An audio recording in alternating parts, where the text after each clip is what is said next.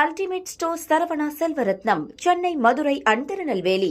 தாவேக தலைவர் விஜய் கணிசமான வாக்குகளை பெற்றால் தொங்கு சட்டமன்றம் அமைய வாய்ப்புள்ளதாக பத்திரிகையாளர் சுவாமிநாதன் கூறினார்.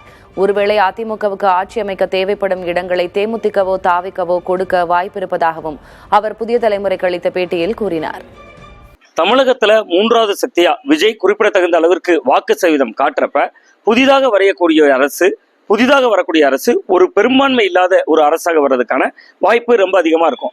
அப்படி ஒருவேளை அந்த அரசு ஒரு பெரும்பான்மை இல்லாத ஒரு அரசாக அமைந்தா பல கட்சிகள் பல வகையான நிலைப்பாடுகள் எடுக்கிறதுக்கான வாய்ப்பா இருக்கு. உதாரணமா திமுக கூட்டணியில மிக சமீபத்துல சேர்க்கப்பட்ட கட்சி தான் தேமுதிகவுக்கு 10 இடங்கள் ஒதுக்கப்பட்டதுல இருந்தே திமுக கூட்டணிக்குள்ள பல சலசலப்புகளும் உருவாயிருந்துச்சு.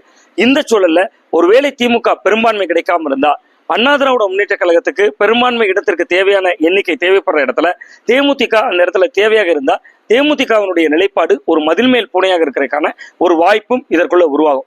ஏன் அப்படின்னு பாத்தீங்கன்னா கடந்த காலங்கள்ல 2019, 2021, 2024 இந்த 3 தேர்தல்களையும் திராவிட முன்னேற்ற கழகம் கட்டமைச்சதுங்கிறது கொள்கை ரீதியான வலுவான ஒரு கூட்டணி. பாஜக எதிர்ப்புங்கிறது அந்த கூட்டணியினுடைய அடிநாதமா இருந்துச்சு.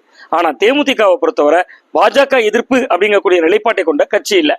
அவர்கள் அரசியல் ரீதியா இன்னைக்கு திமுகவோட கூட்டணியில வைக்கிறாங்க. இந்த உறவு என்பது தேர்தலுக்கானது. சோ அந்த வகையில நம்ம இதை பொருத்தி பார்த்தோம்னா ஒருவேளை பெரும்பான்மை இடங்கள்ல சிக்கல் அப்படிங்கக்கூடிய சூழல் வந்துச்சுன்னா தேமுதிகவினுடைய நிலைப்பாடு ஒரு கேள்விக்குரியதாக மாறுவதற்கான வாய்ப்பு இருக்கு.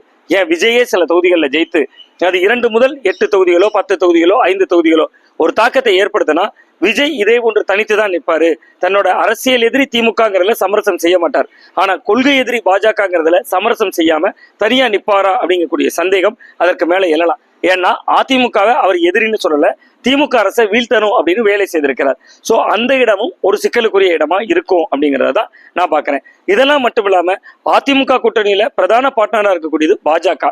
தேர்தலுக்கு பின்பு அப்படி ஒருவேளை யாருக்கும் பெரும்பான்மை இல்லாத ஒரு அரசு அமைஞ்சதுன்னா அந்த அரசோட மையப்புள்ளியை காய் நகர்த்ததுல பெரும்பங்கு வைக்கப்படுறவங்க பாஜகவினரா இருப்பாங்க. பாஜக அதற்கான காய் நகர்த்தல அகில இந்திய அளவுல செய்வாங்க. இந்தியாவோட பல மாநிலங்கள்ல இந்த செயல்பாடுகளை செய்த பாஜக தமிழ்நாட்டிலையும் அப்படியான முயற்சிகளை முன்னெடுக்கிறதுக்கும் அது ஒரு காரணமா இருக்கும். எது எப்படியாக இருந்தாலும் வருகின்ற 4ஆம் தேதி மக்கள் தரக்கூடிய தீர்ப்புல எந்த அரசுக்கும் பெரும்பான்மை கிடைக்கலன்னா அது தமிழ்நாட்டுக்கே ஒரு மிகப்பெரிய அளவுல பல அதிரடி திருப்பங்களை உள்ளடக்கினதா இருக்கும் அப்படின்னு தான் பாக்குறேன். Ultimate stores Saravana Selvaratnam, Chennai, Madurai and Tirunelveli.